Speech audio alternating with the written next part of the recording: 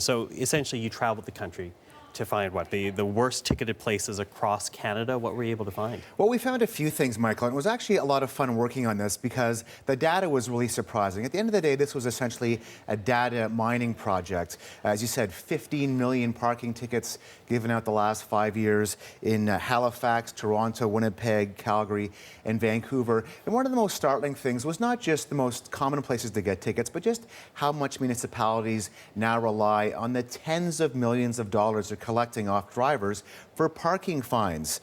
We found out in Winnipeg, for instance, they have the highest sticker shock when it comes to parking tickets, an average of $86 they ask you to pay. Obviously, people go to court and get that dropped a bit. But for instance, here in Toronto, Michael, $100 million is how much the city of Toronto takes in. $100 million last year. So this is an industry unto itself almost. We've always heard, parking tickets, at least in this city, was a measure for improving traffic flow. But what we found in Toronto, for instance, was out of the top 10 most ticketed spots, only 2 of them were actually streets. The rest of them were shopping malls, hospitals, a community center, places where they're basically parking lots. So, well, let's follow that point because that is a question many people ask. Are there places where you're more likely to get a parking ticket than not? Sure, and it depends what city you're looking at. In Toronto, as I said, it's some of these, parking lots.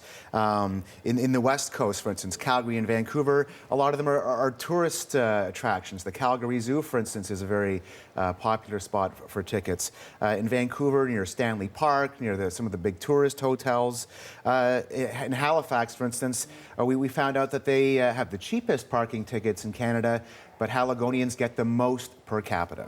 Oh, that's very interesting. But, as we talk about all this, because you mentioned municipalities and how they profit from this, but there's also private parking lots out there. There's a lot of them, Michael. In fact, there are probably more private parking lots in this country than there are municipal city-run parking lots. One of the companies we looked at is a national provider of and patroller of private parking lots, Precise ParkLink.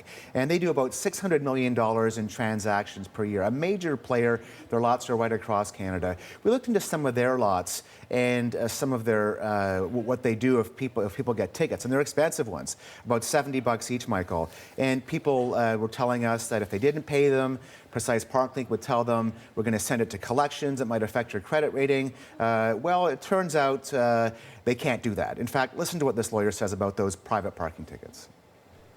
They fool people by putting in a parking invoice, as they call it, okay? And they're entitled to do whatever they like. However, my respectful opinion is that you can take this ticket and throw it in the garbage. That's right, throw it in the garbage. I think that's going to be a relief to a lot of people who have parked in a private parking lot, come back, Michael, and found one of these $70 tickets. And the reason he says you can throw them out is because, unlike a municipal parking ticket, a city parking ticket, in those cases they actually give you the chance to go to court, plead your case. With these private parking tickets, they don't. It's a judge and jury. If they want to collect on those $70 tickets, they have to take you to court. And of course, for a $70 ticket, it's probably not really worth it for these companies to hire a paralegal or a lawyer, subpoena you to go to court for $70. So, as this lawyer said, a lot of people do pay them because they're scared it might affect their credit rating. We talked to Equifax, for instance, and they say they do not accept private parking tickets as far as credit ratings go. So it can't affect your credit rating. In fact, you don't even have to pay it. They can't tow your car as long as you've paid.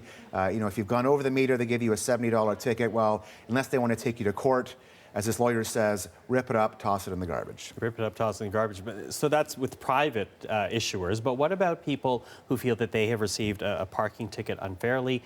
How should they proceed?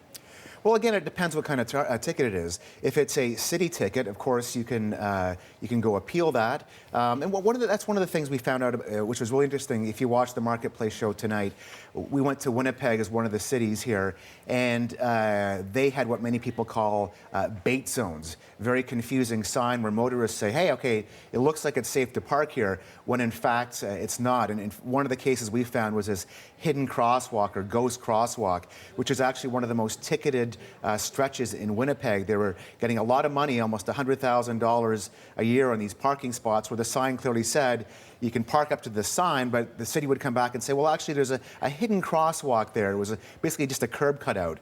No paint on the road, no flashing lights. Very tricky place. Well, thank you for that, John. And we're going to have much more on this for you on Marketplace tonight. If you are fed up with parking ticket traps, you won't want to miss the episode of Marketplace. You can find out how you can also fight back. You watch Marketplace tonight and John Lancaster's report at 8 p.m. on CBC Television, 8:30 in Newfoundland.